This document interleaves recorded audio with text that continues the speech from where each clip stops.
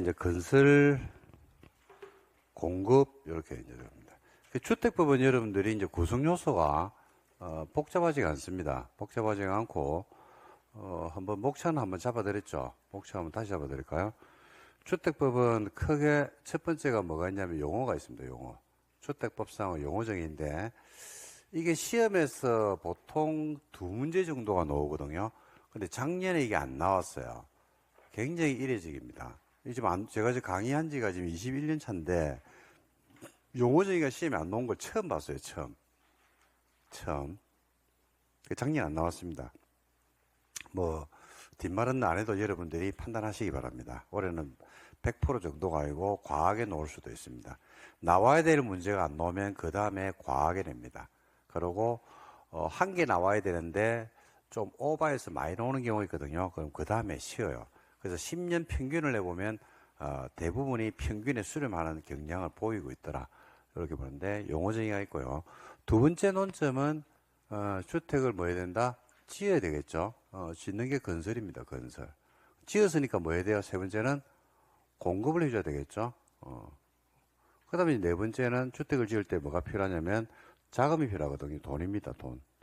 이렇게 해서 총 4개로 되어 있습니다. 그러니까 우리가 이제 국토계획법이나 도시개발법이나 정비법은 우리가 전체 흐름의 목차가 중요했는데 주택의 목차는 아주 간단해요. 이게 답니다. 용어는 좀 전에 했고 건설로 넘어오면요.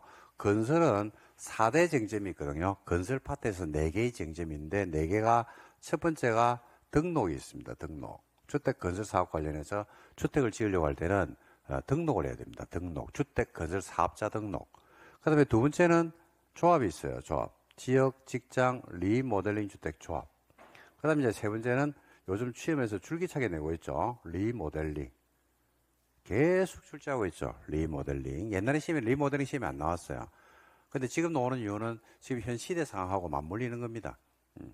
그 다음에 이제 네 번째가 사업계획 승인입니다. 사업계획 승인. 사업계획 승인. 건축법에서는 건물 지을 때는 건축가 받거든요. 주택법에서는 사업계획 승인 받습니다.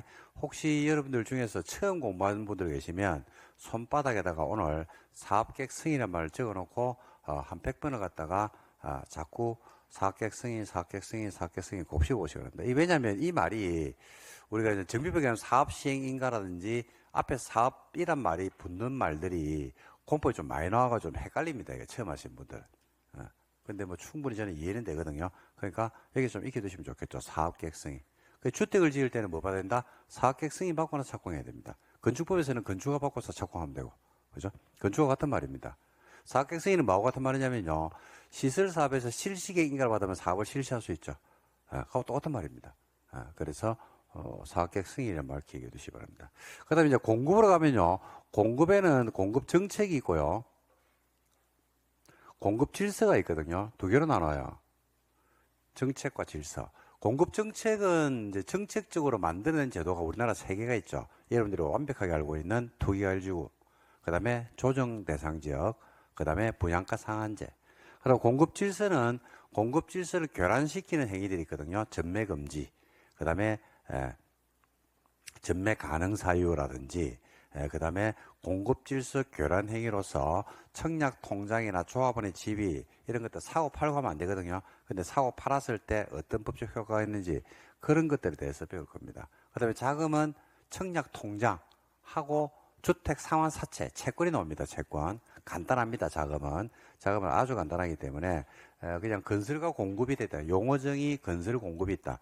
이렇게 보시면 됩니다. 이게 이제 주택법의 목차라고 보시면 됩니다. 요 안에서 시험 문제가 몇 개가 나오냐면 7개가 나오는데 용어정의에서 보통 한 2개 나오고요. 그 다음에 건설에서 한 3개 냅니다.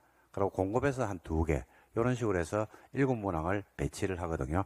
주택법은 문제를 어렵게 안 내고 주택법은 여러분 투기과열지구 모른다고 해서 사업계획 승인 공부하는데 지장이 없거든요. 조합 모른다고 해서 분양가 상한제 공부하는데 지장이 있다든지 그런 거는 없습니다. 주택법은 제도가 가지고 있는 특징만 아시면 되지 앞에 걸 모른다고 해서 뒤에 걸 모르고 이러지는 않습니다. 그러니까 우리가 이제 국토계획법이나 개발정비는 안 그렇거든요. 앞에 제도가 뒤에 제도에 그대로 영향을 미치기 때문에 그 개념들을 알고 들어가야 되는데 주택법은 그렇지 않다. 그래서 다 따로 해서 분리가 돼 있다라고 보시면 됩니다. 크게 영향을 미치는 것은 아니다라는 사실입니다. 그래서 요 제도대로 공부를 하시면 되고 주택법이 여러분 우리가 합격하는데 가장 도움이 되는 법입니다. 그러니까 효자가 될 겁니다. 7문항 중에서 한 6개까지는 무난하게 맞출 수 있어요. 주택법은.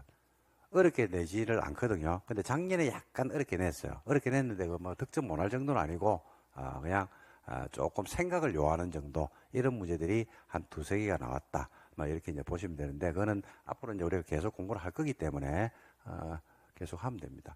그래서 여러분들 이제 공법 전략적인 부분, 오늘 이제 기본 이론 강의 종 강의니까 제가 말씀드리면 공법은 전략적인 부분에 있어 가지고 상반기, 우리가 긴팔 입고 다닐 때는, 그러니까 겨울이죠. 겨울에는 국토계획법 중심으로 하셔야 되고, 봄에는 국토계획법이 되고 나면 개발 정비를 하시면 되고, 그 다음에 반팔 입을 때 있죠. 그때 이제 건축과 주택을 하시면 됩니다. 이런 식으로, 그러고 나서 다시 긴팔로 바뀌잖아요. 그죠? 그때는 6개 이제 나머지 법을 같이 다 하는 방식으로 공부를 하시면 가장 효율적인 공부라고 저는 개인적으로 생각을 하거든요. 그래서 여러분들이 공부를 하실 때도 이제 기본 이론 강의는 이제 오늘 종강을 합니다만은 제가 문제를 좀 병행하시는 게 좋다고 했잖아요. 그죠? 상반기에는 국계법 중심을 하라는 것은 수업은 들어야 돼요. 오늘 여러분 주택법 수업 들었잖아요. 그죠? 집에 가서 만약에 오늘 공법 공부할 시간이 있다라면 뭘 보시라는 얘기입니까? 국토계획법을 보면서 문제를 풀어라 이 말입니다. 상반기에는. 그리고 수업은 계속 진행합니다. 언제까지 하냐면요.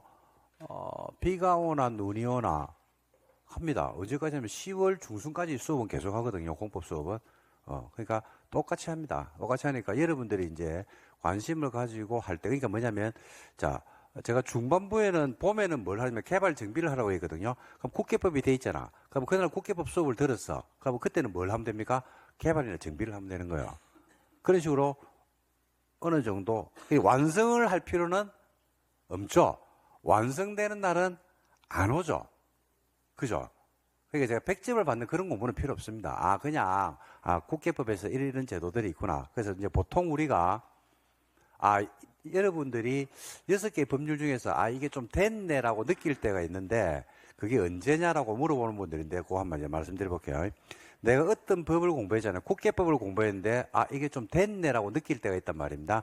근데 그거는 본인이 느끼는 게 아니고 점수가 나와줘야 되는데 3분의 1을 맞추면 돼요. 3분의 2. 국계법이 12개 나오잖아요. 그죠? 그럼 8개를 내가 맞출 수 있으면 돼요. 8개를. 그러면 정리 끝난 겁니다. 그럼 그다음부터는 국계법 안 해도 돼요. 안 해도 되는 게 아니고 더 열심히 할 필요 없습니다. 그냥 그 정도 수준에서 머물면 돼요. 8개를 내 손으로 맞췄잖아. 근데 9개, 10개, 나는 국계법을 12개 다 맞출 거야. 라면서 오버하면 돼, 안 돼? 안 돼. 그럼 안 돼. 그럼 큰일 나. 그럼 그때는 이제 그 정도 됐죠? 그러면 이제 그때는 다른 법으로 넘어가는 거예요. 그럼 개발 정비는 12개 중에서 몇 개 맞추면 될까요? 3분의 2면? 똑같죠? 8개 맞추면 된다니까요. 건축주택도 8개 정도 맞출 수 있으면 끝이라니까요. 그러면 끝이야. 그럼 다른 법 한번 공부하면 돼요. 그러면 공법 때문에 시험 떨어지진 않는다. 근데 만약에 그렇게 공부를 했는데 시험 장갑 때리면 그 해 문제가 조금 쉽게 나올 수 있어 없어요? 있죠. 그럼 7, 80이에요. 문제가 어렵게 나올 수도 있어 없어? 있어요. 그래도 60원 받아요. 왜냐면 공법은 매년 0점부터 70점까지는 문제가 똑같아요. 그 수준에서 나온다 이 말이야. 근데 70 이상이 되려 그러면 70, 80, 90이니까 12문제죠. 12문제가 킬러 문제를 내가지고 사람을 죽여버린다고. 그거는 맞추지 마. 맞추려고 할 필요도 없고, 그 안에서 승부를 봐야 돼, 그 안에서. 그래서 문제가 어렵게 나오면 거기서 어렵게 나오거든요. 그러면 70은 내가 돼 있잖아. 근데 그 70을 다 맞출 수 있는 건 아니에요. 중급 문제를. 실수로 틀릴 수도 있잖아. 60은 된다니까, 그러면. 그러면 훌륭한 점수로 합격하시는 겁니다. 근데 문제가 쉽게 납비어. 그러면 80 받는 거지, 뭐. 그래서, 전략적인 부분은 그렇게, 저는 그렇게 나누어서 공부했으면 좋겠습니다. 나누어서.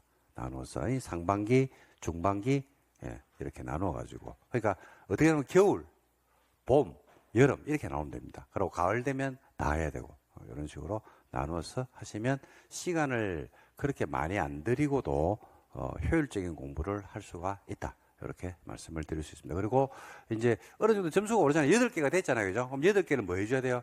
유지해야 될 거 아닙니까? 유지하는 거는 내가 나중에 줄 거예요. 나중에 압축 강의를 줄 겁니다. 국계법 정리해봐야 1시간이면 끝나거든요. 그럼 그거 계속 들으면 돼요. 그냥 끼에 못 박히도록 막 계속 1시간짜리 강의를 계속 들으면, 그죠? 한 달치 이상의 강의를 여러분들이 소화할 수 있습니다. 그 정도 능력이 되니까. 그러니까 그런 식으로 호흡을 맞추면 될 겁니다. 자, 건설에서 등록이 제일 먼저 나올 겁니다. 등록 가지고 정리해 드릴게요. 자, 요거는 시간 관계상 판서로 그냥 바로 정리하도록 하겠습니다. 자, 전부 실리요. 자, 한번 볼까? 이거 먼저 첫 줄 한번 봅시다. 먼저 사업주체가 나오는데, 사업주체 볼까요? 사업주체인데, 볼 것 없다. 사업주체는 사업을 하는 사람입니다. 우리가 시설사업이나 신도시 만드는 개발사업이나 재개발, 재건축, 정비사업에서는 사업을 하는 사람을 뭐라고 부르냐면 사업시행자를 불러요. 사업시행자. 주택법에서는 뭐라고 부른다? 사업주체. 사업주체를 불러요. 사업주체. 현대건설입니다. 현대건설이 사업주체입니다. 현대건설이 택지를 사가지고, 신도시에 택지를 사가지고 힐스테이트를 짓죠. 그럼 그게 현대건설이 뭐예요? 사업주체. GS가 땅을 사가지고 자이를 짓잖아요. 그죠? 그럼 GS가 뭐가 돼요? 사업주체. 사업주체는 사업을 하는 사람입니다. 그래서 이제 사업주체는 우리가 등록 사업주체하고 비등록이 있는데, 자, 볼까요? 요거만 보고 여러분 판서 정리해 드릴게요. 연간 동그라미. 단독은 20개, 공동은 20세대. 토생은 30개. 이상의 주택 건사업을 하는 자 또는 1만 제곱미터 이상의 대지를 조성하는 자는 뭐부터 해야 된다? 국장한테 가서 뭐 해라? 등록을 해야 됩니다. 등록. 자, 요거는 이제 설명을 좀 드리겠습니다. 여기까지 보시면 돼요. 자, 전부 see you.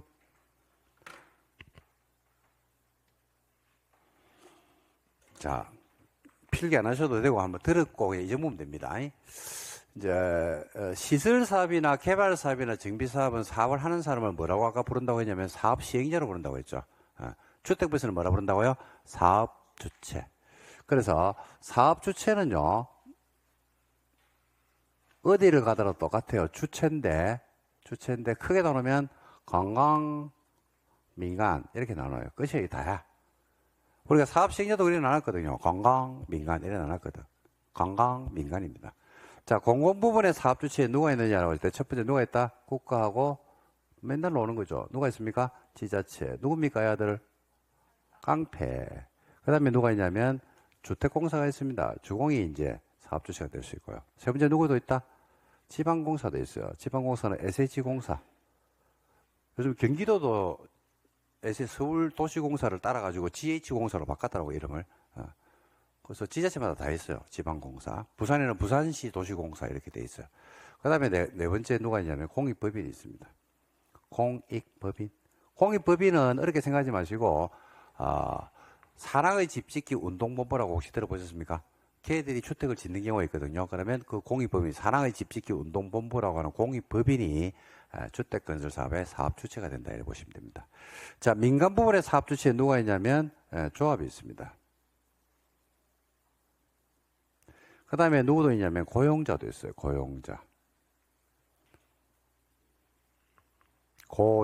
고용자는 누구를 생각하시면 되냐면 사원 아파트 지을 때 회사 대표입니다. 회사 대표. 예를 들어서 기아 자동차가 사원들 위해서 아파트를 짓죠. 사원 아파트를 짓죠.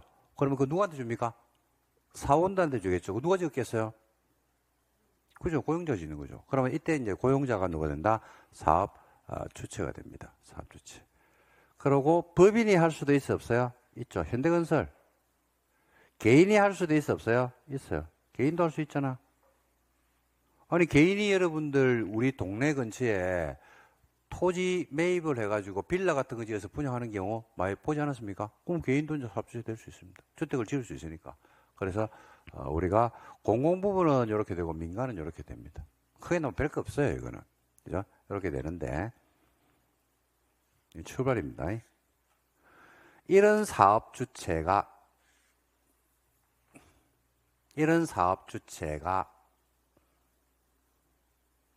연간 연간입니다. 1년입니다. 1년. 단독은 몇 개? 20개. 공동 20개. 도생 30개. 대지 1만. 다시 할게요.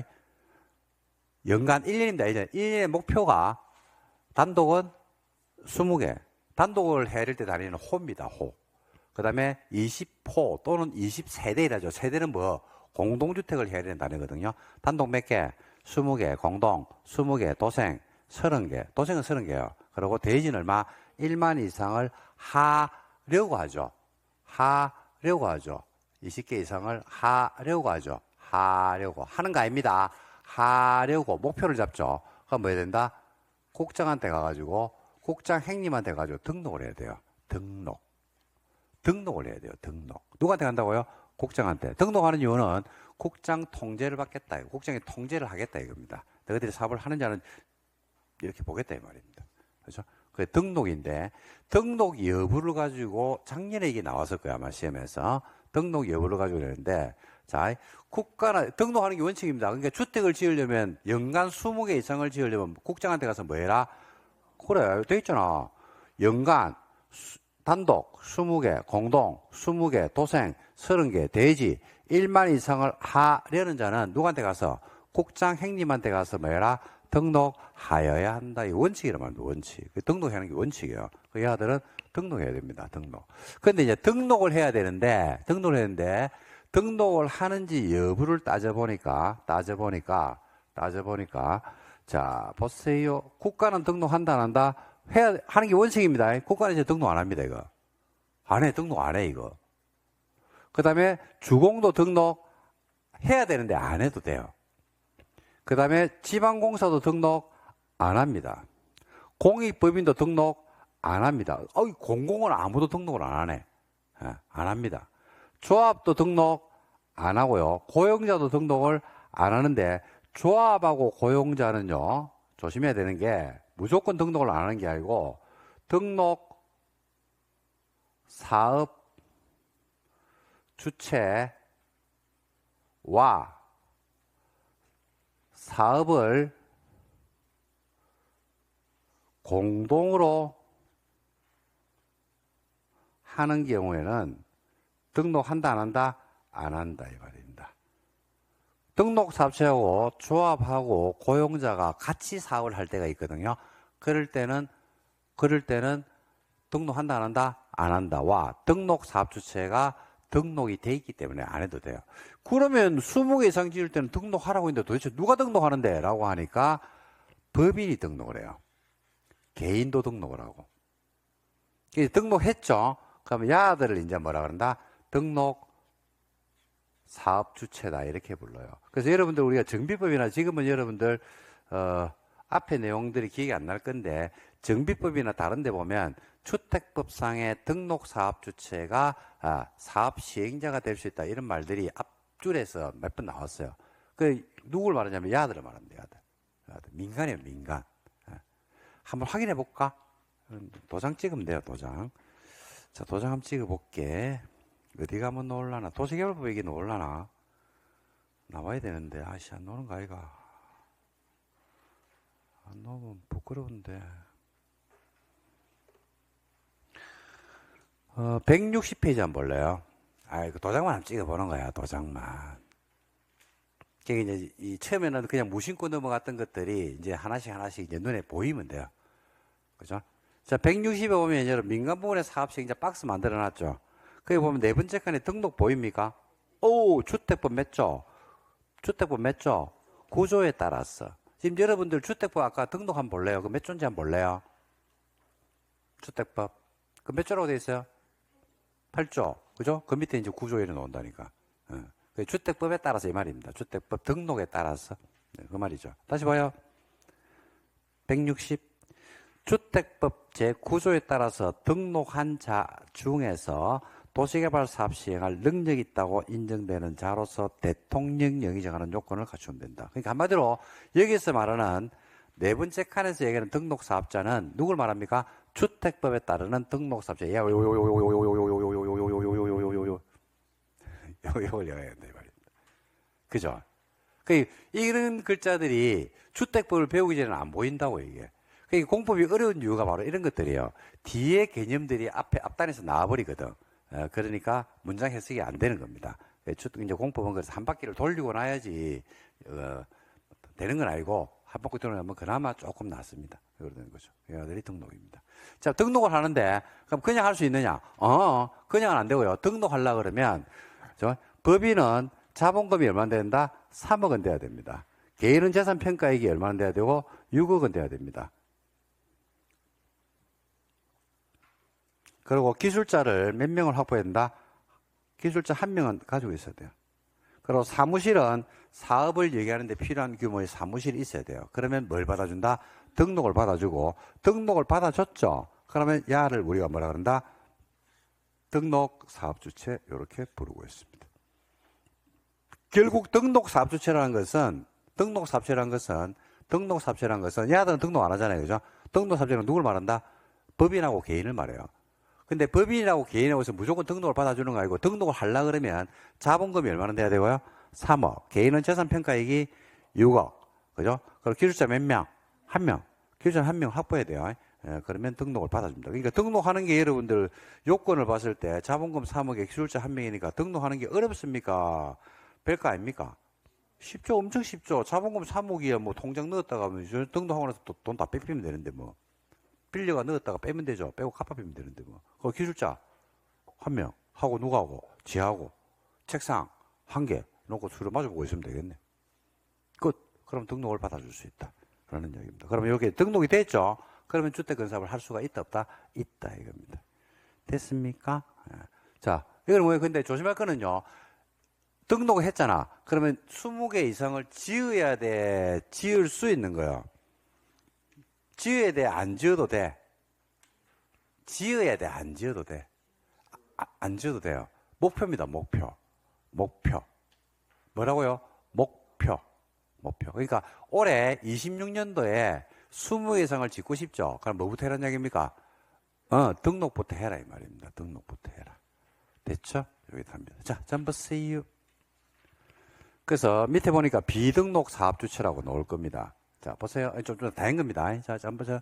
아까 공공 등록한다, 안 한다? 안 한다고 했죠? 국가, 지자체 등록 안 하잖아. 주공 등록 안 하잖아. 지방공사 안 하잖아. 공익법인 안 하잖아. 그럼 민간 중에서 조합 안 하잖아. 조합. 고용자 안 하잖아요. 근데 고용자나 조합은 무조건 안 하는 게 아니고 등록 사업주체하고 사업을 공동으로 하는 경우에만 등록하지 않는다. 그죠? 공동으로 할 때만 등록 안 해요. 그럼 반대 해석해야 되겠죠? 등록 사업주체하고 사업을 공동으로 하지 않고 단독으로 하죠. 그럴 때는 등록한다 안 한다? 해야 된다 이 말입니다. 근데 이제 조합은 등록 사업주체하고 사업을 공동으로 합니다. 대부분이. 이유는 간단합니다. 조합이 시공 능력이 안 돼서 그래요.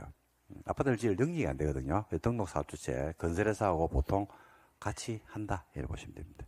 됐습니까? 그 다음 등록 기준이 노네. 등록을 합니다.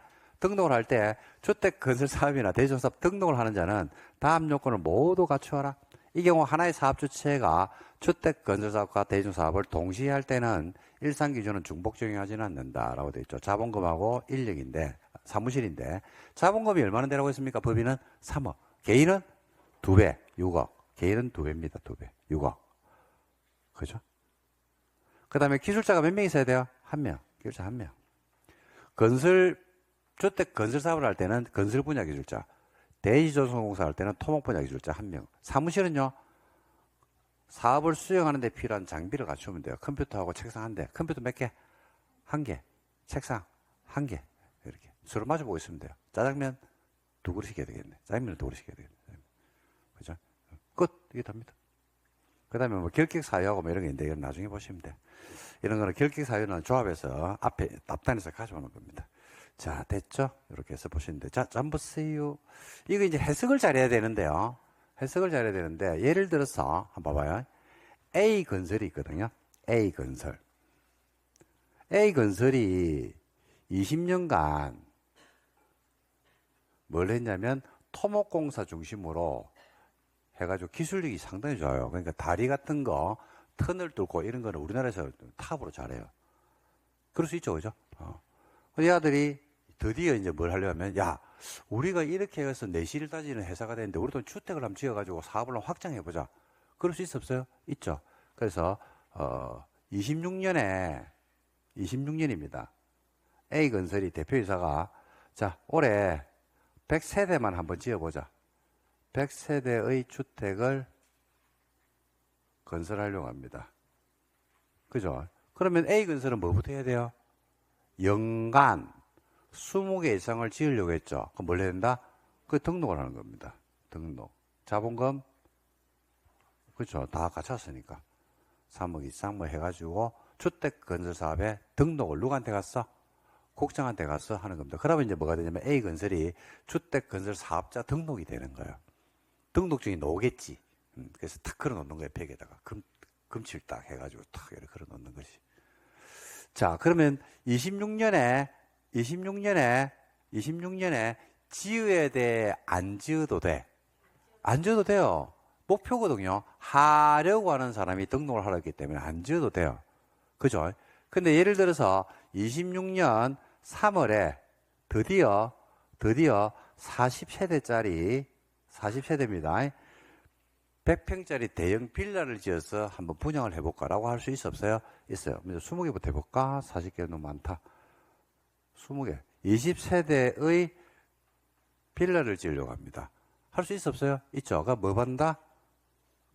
이거는 건축 허가 받아가지고 빌라를 지으면 돼요. 뭔 말인지 됩니까? 우리가 건축 허가하고 사업계획 승인하고 기준은요, 주택법하고 건축법의 기준은 한 개 차이입니다. 한 개. 30개 이상이면 뭐로 가고 사업계획 승인. 29개 이하면 뭐로 한다? 건축 허가를 받습니다. 그러니까 여러분 집 근처에 빌라 있잖아요. 그죠? 빌라가 있는데 29세대 이하죠. 그러니까 뭐 받고 지었다? 건축 허가 받고 지었습니다. 그러니까 분양가 상한제라든지 뭐 이런 거 전혀 적용을 안 받습니다. 건물을 짓는, 주택을 짓는 건축주 입장에서는 건축 허가를 받고 싶겠습니까? 사업계획 승인을 받고 싶겠습니까? 당연하죠. 건축 허가를 받고 싶단 말입니다. 왜? 건축 허가를 받으면 주택법에 따른 각종 규제를 안 받기 때문에. 그죠? 그래서 20개를 지으려고 하죠. 그럼 뭐 한다? 건축 허가를 받습니다. 자, 근데 완판한 거예요. 와. 5월 달에 이번에는 50세대의 또 빌라를 지으려고 하는 겁니다. 이때는 뭐 받을까요? 이때는 뭐 한다? 사업 계획 승인을 받는 겁니다. 그죠? 사업 계획 승인을 받고 착공이 들어가면 돼요. 7월에 15세대의 빌라를 단독을 한번 지으려고 하는 거 한꺼번에. 뭐 받겠어요? 그렇지. 건축 허가를 받는 겁니다.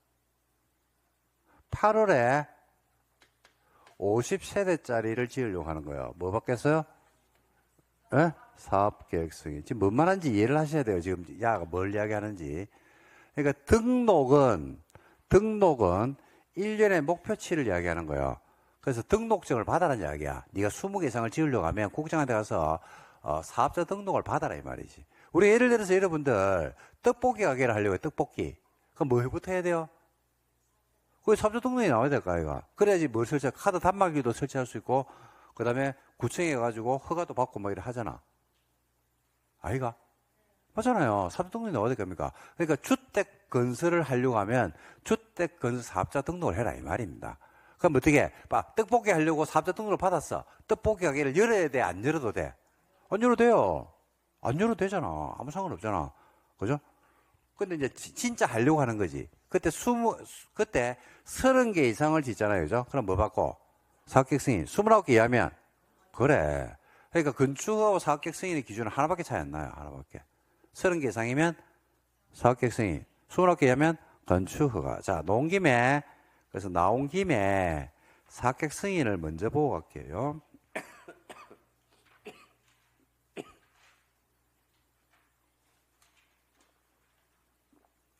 303.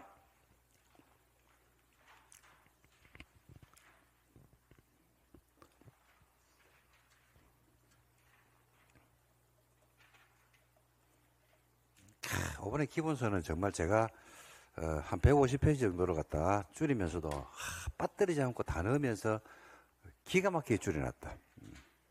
정말로. 자, 저라고 이야기하니까 여러분들 웃는데 비웃는 거죠 지금. 자, 알아, 내가 다. 지자랑하고 막 그런다고. 괜찮아. 웃어도 돼. 자, 나오죠. 사객 스님 봤습니다. 사객 스님 봤습니다. 자, 사객 스님 보세요. 단독은 몇 개 이상? 30개. 바로 밑에 줄에 공동은 몇 개 이상? 30세대. 그죠? 됐죠? 요 반대해서 그래야 돼요. 즉, 30개 이상을 지으려면, 단독 30개, 공동 30개 이상을 지으려고 하면 뭐 받아라? 사객 승인 받아라. 이 반대해서 그래야 돼요. 29개 이하면 뭐 받고? 그래, 일반 건축허로 가는 거예요. 그거만 아시면 돼요. 아무 일 없어. 그게 제일 중요합니다. 그러니까 좀 전에 봤던 등록하고 사객 승인 파트 연계를 못하는 분들이 의외로 많아요, 이게. 그러니까 등록은 20개 이상을 지을 때 목표를 설정하는 겁니다. 목표. 20개 이상을 지을 때 목표인데 아까 A건설이 100개를 지으려고 목표를 잡았잖아. 그럼 이럴 수 있죠. 15개, 15개, 15개, 20개, 15개, 20개 이래가지고 100개를 채울 수도 있잖아. 그죠? 그럼 다 뭐 받고 짓는다? 건축 받고 짓는 거예요. 그러니까 여러분 동네에서 빌라 짓는 분들 있잖아요. 빌라.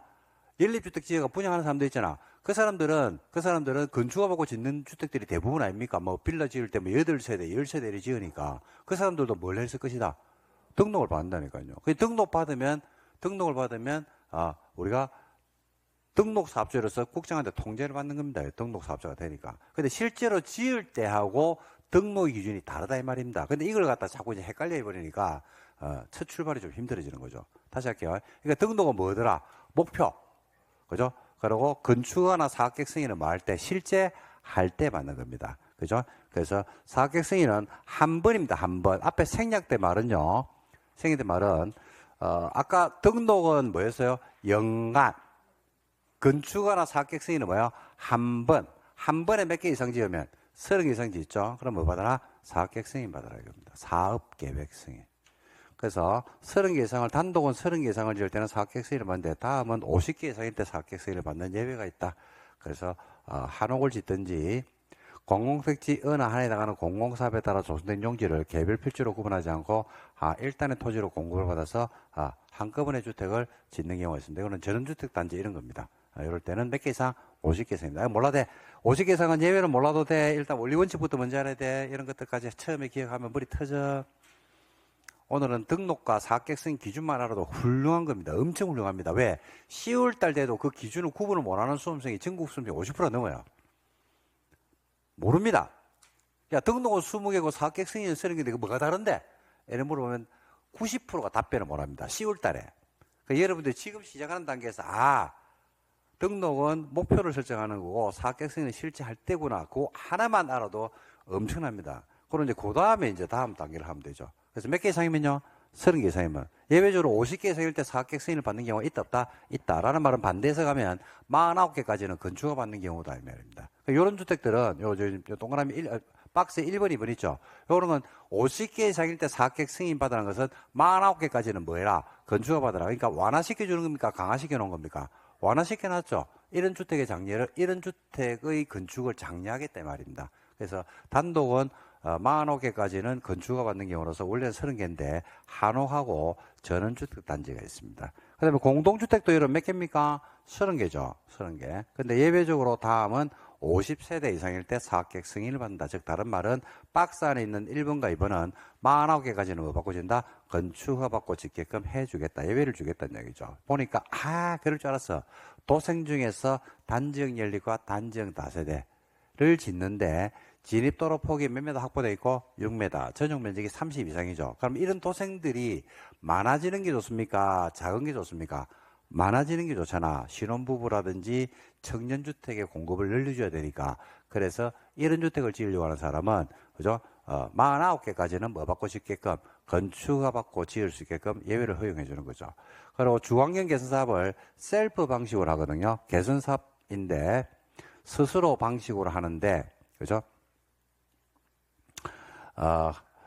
주환경 개선 사업을 시행하기 위한 정비구역 안에서 시장구수구청장이 지정 고시하는 지역은 빼고 건설하는 공급주택이 있습니다. 그러니까 주환경 개선 사업을 스스로 방식으로 하게 되면 스스로 개량하는 방식을 택하기 때문에 주택을 새로 지을 일이 별로 없어요. 그런데 개선구역에서 노후 불량 정도가 너무 커가지고 주택을 새로 지어야 되는 경우가 있거든. 그럴 때는 주환경 개선 사업의 원활한 시행을 위해서 몇 개로 완화시켜놨다?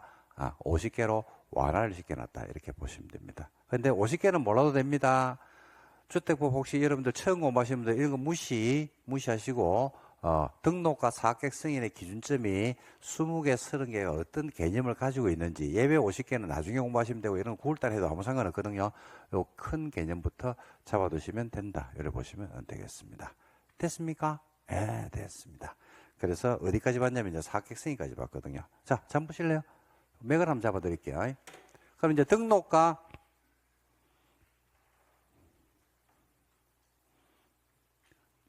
건축과 사학객 승인의 기준이 이제 여러분 조금 보입니까? 보여? 진짜로? 거짓말 같은데. 자, 그럼 주택을 한번 지어보겠습니다. 제가 주택을 지어볼게요.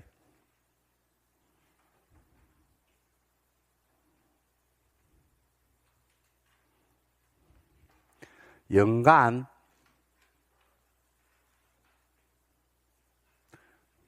20개 이상을 지으려고 하지. 그럼 뭐 해야 돼? 그렇죠. 등록을 하죠. 등록을 했어. 지어야 돼, 안 지어도 돼? 한 번에, 이번에는 30개 이상을 지으려고 하는 것이. 그죠? 그럼 뭐 받아야 돼? 그렇지. 사업, 계획, 승인을 받는 거야. 29개 이하를 지으면요. 그렇지. 아, 잘한다. 건축허가를 받는 거지. 그러니까, 잘하네. 되는 거야. 사학객 승인을 받았지. 사학객 승인을 받으면요. 착공해야 돼요. 착공. 사학객 승인을 받으면 얼마나 착공이 들어가냐면요. 5년 안에 착공해야 돼요. 몇 년? 5년입니다. 5년. 건축 허가를 받았죠. 그러면 얼마나 착공을 해야 되냐면 2년 안에 착공해야 됩니다. 몇 년? 2년. 5년 안에 착공을 해야 되는데 들으면 드세요. 착공이 안 들어가죠. 그럼 사학객 승인을 취소할 수 있습니다. 2년 안에 건축 허가 받았으면 2년 안에 착공해야 되거든요. 착공이 안 들어가죠. 그럴 때는 취소하여야 합니다. 건축부에서는 2년 안에 안 하면 취소 회피입니다. 그러니까 주택부에서는 취소할 수 있고 이거는 해야 됩니다. 자, 착공했지. 언젠가는 끝나 안 끝나? 끝나겠지. 완공이 되는 거예요. 완공이 되고 나면요. 주택부에서는 뭘 받냐면요. 사용검사를 받아요. 뭘 받는다고요? 사용검사. 15일에 받으면 돼. 15일. 건축법에서는요. 완공이 됐잖아요. 그죠? 그럼 뭐 받냐면 사용 승인을 받아요. 뭐 받는다고요? 사용 승인. 얼마나 해주게 돼 있냐면 7일날 해주면 돼요. 7일. 아, 몰라도 돼. 몰라도 돼. 그 7일, 10, 15일 한 개도 안 중요해. 그러시면 안 나와. 안 나와. 틀리면 돼. 너무 틀리면 돼. 숫자가, 지금 제가 비교를 한번 해보는 겁니다. 자, 끝났죠? 생각 끝났죠? 그럼 마음 된다? 입주하면 돼요. 끝났죠? 마음 돼요? 입주하면 돼요. 사용하면 돼요. 입주한다는 게 사용하는 거죠. 사용하는 겁니다. 사용성이 끝났으니까 사용하면 되는 거죠. 이게 답니다, 이게. 이게 다죠.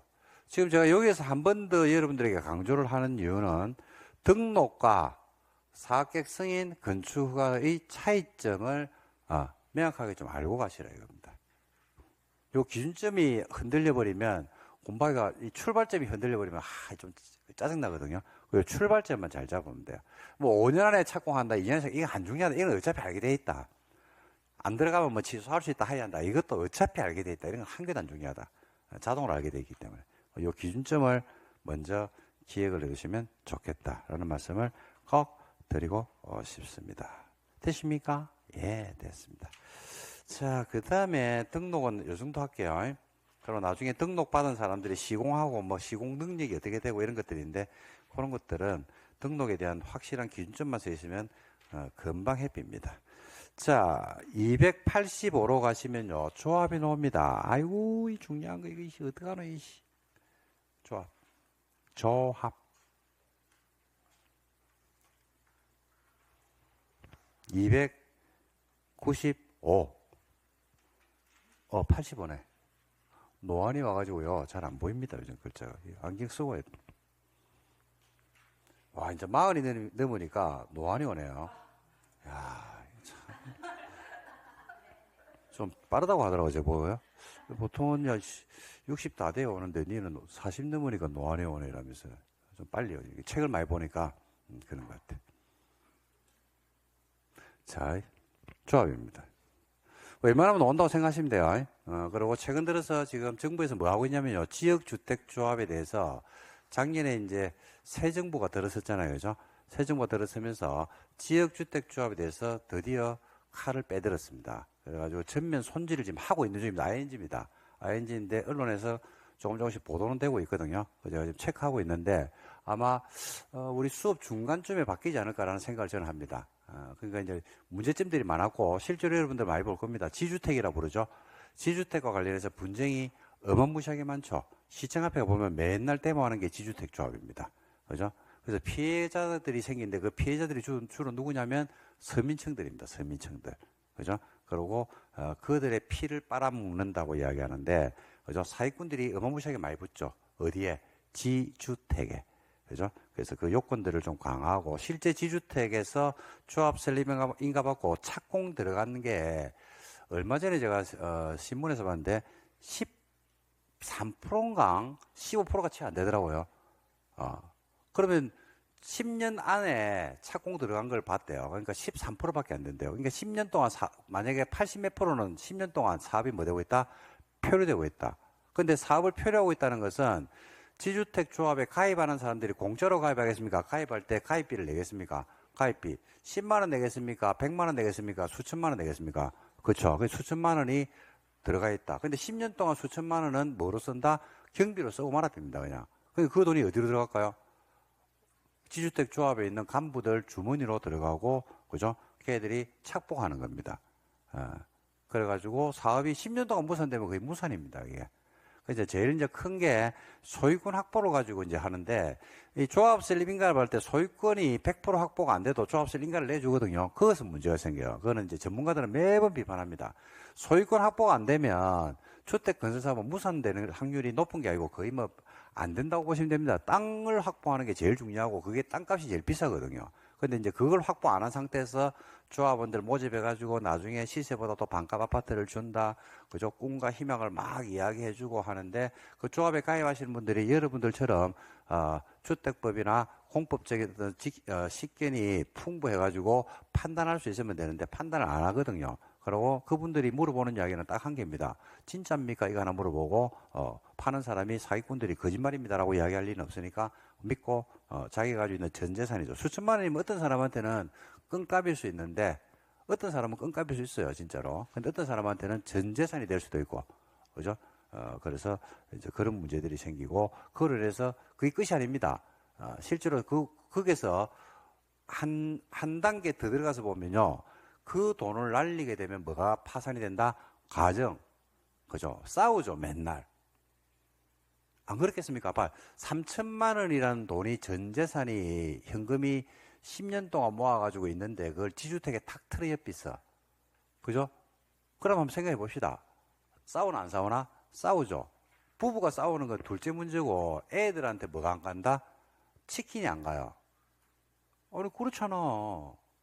그게 굉장히 그리고 그렇게 치킨이 안 가니까 애들이 불평불만이 생기겠죠.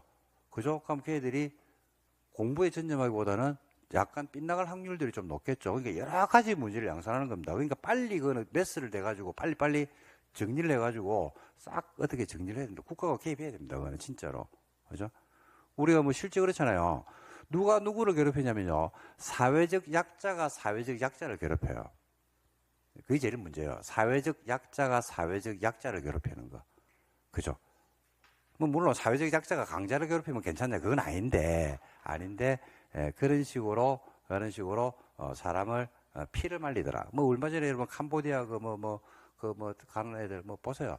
걔들이 청년들인데 일자리가 없으니까 어떻게 풀어야 되겠고 그래가지고 가가지고 또 보고 있으면 안타까워한데 그게 중요한 게 아니고 일단 요거는 메스에 손을 갔습니다. 손을 갔기 때문에 어떻게 결정될지는 모르겠는데 하여튼 제 신문에 언론을 보도되는 것들은요. 사업을 하는 시기를 기간을 갖다 단축시켜 놓고요.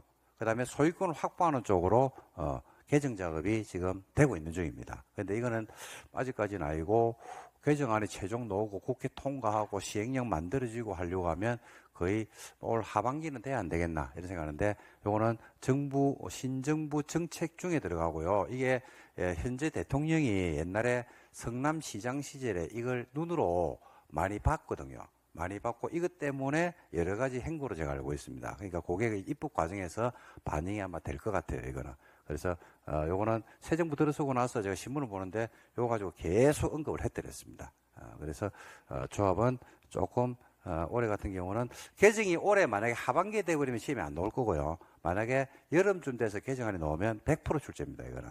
그래서 조금 신경을 쓰셔야 되는데 뭐 신경을 쓴다기보다는 보면 되는데 먼저 지역주택조합의 개념과 종류 보시면 지역주택조합 한번 보세요. 조합의 종류는 3개입니다. 지역직장 리모델링, 지역직장 리모델링 3개 있습니다. 근데 지역조합 보시면요. 옛날에는 동일한 특광시 군에 있는 사람만 지역주택조합원이 될 수 있었거든요. 즉 우리가 서울에서 지역주택조합원을 모집할 때는 누구만 조합원이 될 수 있다? 서울에 주소를 둔 사람만 돼요. 그런데 지금은 아닙니다. 이것도 개정된 지가 10몇 년 됐는데, 그죠? 조합원이 될 수 있는 사람은 서울, 인천, 경기, 수도권 전부 다입니다.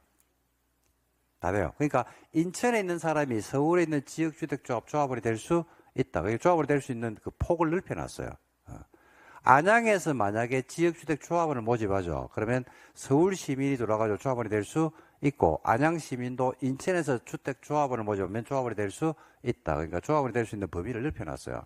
그리고 대전, 충남, 세종, 그 다음에 충북, 그 다음에 광주, 전남, 전북, 그 다음에 대구, 경북, 그 다음에 부울경이라고 부르죠. 부울경, 부산, 울산, 경남, 그 다음에 강원, 그 다음에 제주 이런 식으로 해서 지역주택조합 조합원이 될 수 있는 지역적 범위를 이렇게 확대해 놓고 있더라.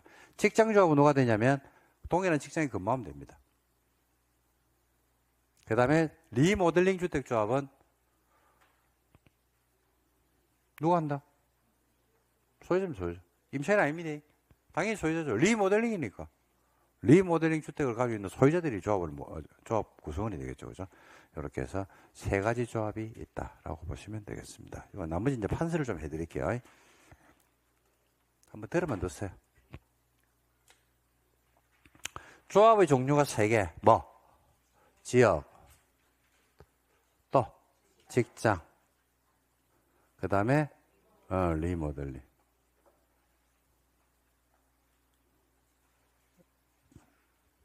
먼저 조합원의 자격이 중요합니다. 자격인데 지역은요. 지역 주택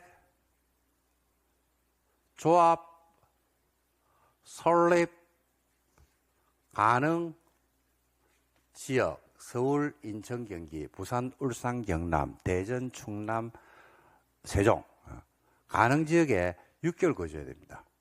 조합원이 되려고 그러면. 조합원이 되려고 하면 6개월 살아야 돼요. 그 지역에. 그 다음에 두 번째는 85제곱미터 이하짜리 주택을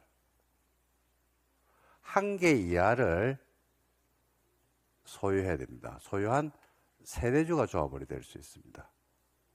그게 85 초과 가진 사람은 안 되고요. 85 이하를 1개 이하로 했으니까 무주택은 당연히 되겠죠. 그 2주택자는 조합원이 될 수 없습니다. 세대주가 아니죠. 조합원이 될 수가 없습니다.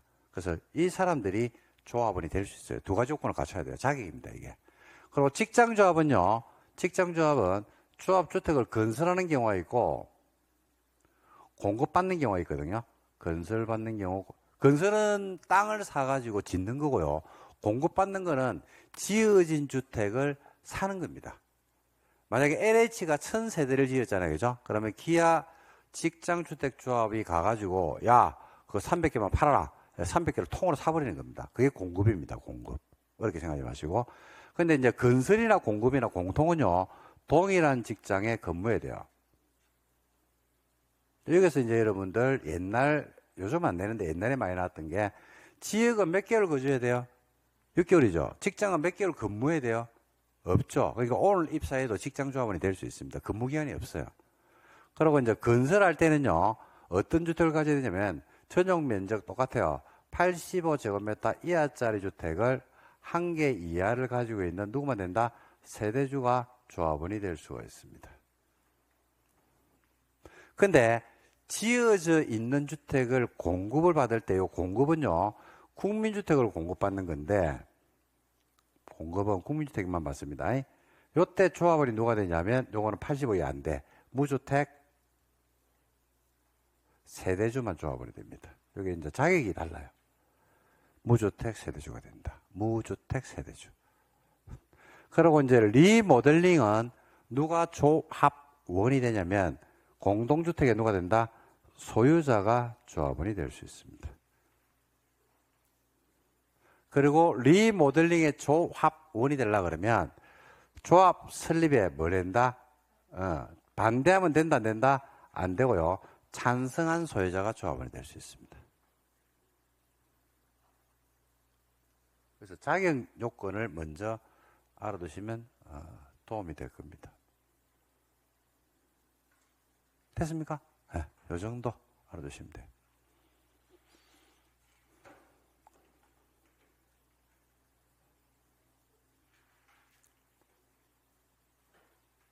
자, 두 번째는 이런 자격이 되는 사람들이 일정 숫자가 모여야 돼, 안 모여야 돼?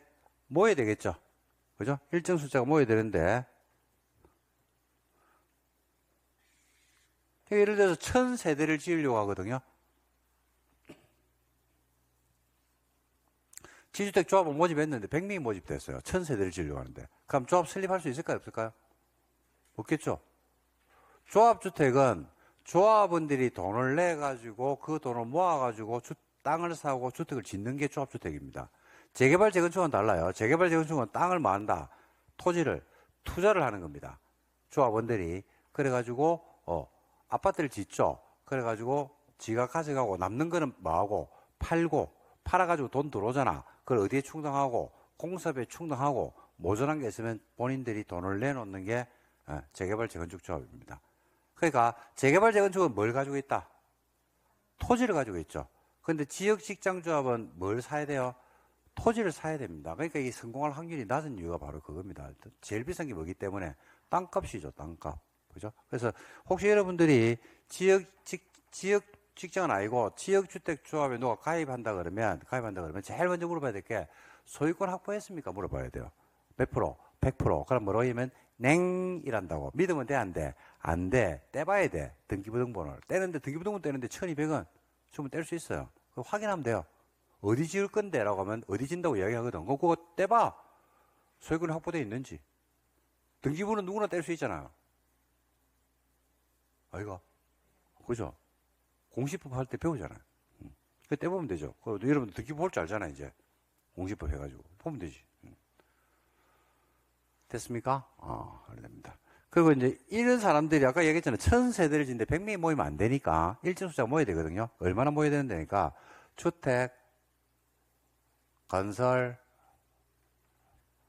예정, 세대수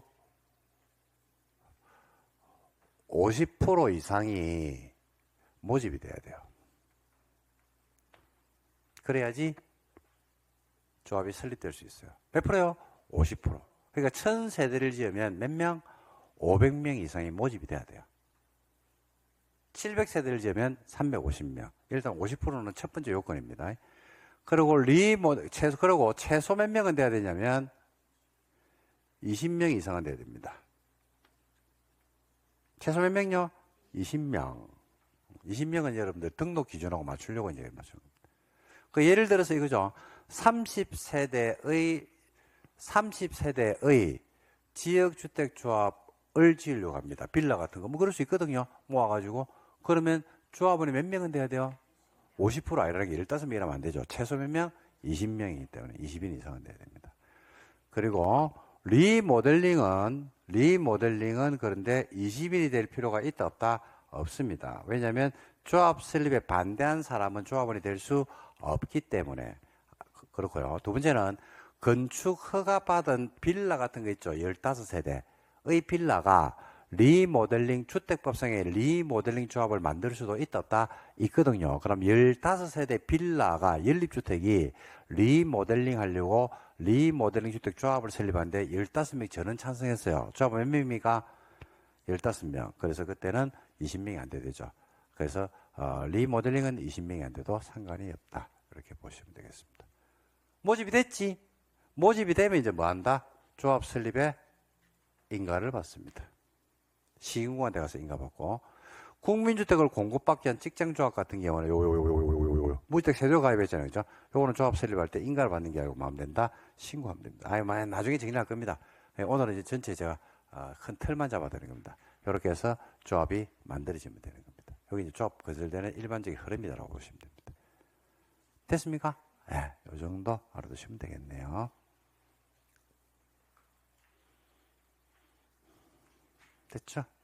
이 정도 하겠습니다. 뭐 더 깊게는 다음에 또 들어갈 겁니다. 그 조합의 기본 틀만 여러분들 좀 기억을 해 두시면 좋겠다. 라는 말씀을 드리고 싶습니다.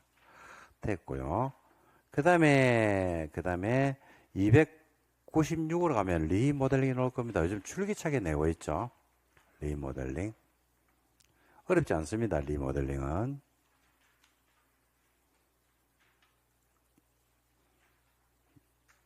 296. 그 제일 먼저 나오는 게 리모델링 기본계획이라고 나오거든요. 요거는 뭐하고 똑같냐면 정비 기본계획과 똑같아요.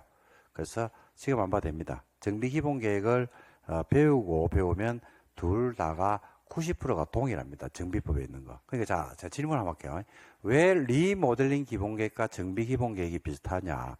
그리고 리모델링은 뭐하고 비슷할까요? 그렇죠. 정비사과 비슷해요. 중에서도 재건축과 비슷해요. 차이가 있다 그러면 재건축은 뭐 하는 거고, 싹 미루는 거고, 리모델링은 밀진 않죠. 그죠? 뼈대는 놔둔 상태에서 하는 거죠. 그러니까 둘 다 똑같아요. 그러니까 재건축에서도 마찬가지로 좀 전에 본 바와 같이 조합 설립에 반대한 사람은 리모델링은 조합원이 될 수 없어요. 찬성한 사람만 되거든요. 재건축도 마찬가지로 재건축입니다. 음악밭을 재건축하는데 내가 강제로 해야 됩니까? 싫으면 그만입니까? 싫으면 그만이죠. 그래서 재건축에서도 조합 설립에 반대한 사람은 조합원이 될 수 없습니다. 똑같아요. 그리고 재건축할 때, 재건축하려고 그러면 뭘 통과해야 됩니까? 안전진단이죠. 안전진단. 리모델링 할 때 아까 말씀드렸죠. 리모델링은 두 가지가 있다고. 대수선하거나 마는 거, 정축. 그죠? 정축. 대수선은 문제가 안 되는데, 정축할 때는 안전진단을 한다, 안 한다? 한다. 정축하는데 안전진단을 해야 됩니다. 여러분. 그래서 리모델링 기본계획은 정비 기본계획과 똑같기 때문에 넘기시면 되는데 그 책장을 한번 넘겨볼래요? 298 봐요. 298 보면 뭐가 나옵니까? 안전진단이 나오는데 나중에 재건축 안전진단과 이것도 보면 거의 유사하기 때문에 재건축 안전진단을 배우고 오면 그냥 급입니다. 급. 자, 근데 하나만 알고 갑시다. 뭘 알고 갈 거냐면 저 한번 보세요. 안전진단이 우리 공부 통틀어 두 번 나와요. 두 번. 어디에서 한번 나오고? 그렇지. 재건축에서 재건축 안전진단을 작년에 이름을 바꿨거든요. 재건축 진단으로 바꿨어요. 바꾸면서 재건축을 활성화시키기 위해서 일기 신도시에서 재건축을 좀 활성화시키기 위해서 옛날에는 안전진단을 통과해야지 조합을 설립하고 뭘 할 수가 있었거든요. 지금은 언제까지 재건축 진단을 받으면 되냐면 사업시행계획 인가 받을 때까지 하면 됩니다. 늦게 해도 돼요. 그죠? 근데 이제 지금 여기 있는 게 뭐더라? 리모델링이 뭐겠어요? 안전진단이 나오잖아. 이거는 재건축 진단으로 이름 바꿨습니다. 옛날에는 안전진단이 있는데 지금은 재건축 진단으로 명칭이 바뀌었어요. 그리고 이제 리모델링의 안전진단이 있습니다. 하나만 아시면 돼요. 하나 말고 나머지 비슷합니다. 굉장히 하는 기간이라든지 비용, 방법 이런 것들이 엄청 유사하거든요. 그래서 재건축 진단을 배우고 여기 있는 안전진단을 리모델링 안전진단을 같이 할 겁니다. 그리고 나중에 한 9, 10월 되면 두 개를 항상 같이 하면서 비교해 드릴 겁니다. 제가. 그러니까 여러분들은 저를 믿고 가만히 놔두시면 되는데 요거는 좀 잡고 갑시다. 여러분, 재건축 진단이 까다로운 게 상식입니까? 아니면 리모델링의 안전진단을 까다롭게 하는 게 상식입니까? 그렇죠. 그렇지. 야가 까다로워야 되죠. 야는 만약에 안전진단을 하는데 까다롭지 않게 대충 해가지고 했다 하더라도 설령 그게 잘못됐다 하더라도 건물을 왜 버리기 때문에 철거해버리죠. 철거하고 새로 짓잖아요. 그죠? 그러니까 문제될 거 있다 없다? 없죠. 근데 리모델링은 뼈대를 살려둔 상태에서 하는 거거든요. 그러니까 100만 세대의 아파트가 제대로 됐다 하더라도 100만 한 번째 만약에 부실하게 안전진단이 행해져가지고 리모델링이 돼서 증축이 돼버리잖아. 그러면 무너지면 큰일 납니다. 그러니까 안전진단은 뭐 할 때만 하냐면 세대수가 증가되는 리모델링을 할 때만 하는데 안전진단을 무려 몇 번을 하냐면요. 4번을 합니다. 4번. 4번. 4번. 안전진단 1차, 2차. 그 다음에 안전성 검토라고 있거든요. 그것도 안전진단입니다. 안전성 검토가 있는데 그것도 몇 번 한다? 1차, 2차. 2번 합니다. 그래서 리모델링에 이런 개념들이 있다는 걸 알아두시면 되겠습니다. 됐습니까? 그래서 안전진단하고 재건축진단의 구분만 좀 해두시면 되고, 이거는 자세한 내용은 재건축 진단을 배우고 안전진단을 같이 보는 방식으로 공부를 하시면 됩니다. 됐고요. 그 다음에 사학객 승인이 나오죠. 303페이지에. 그건 아까 했죠. 그죠? 자, 아까 등록 기준은 연간 몇 개? 20개. 사학객 승인은 한 번에 몇 개? 한 번에 30개. 한 번에 30개. 사학객 승인 기준은 연간입니까? 한 번입니까? 한 번. 이렇게 알아두시면 되겠습니다. 자, 됐습니다.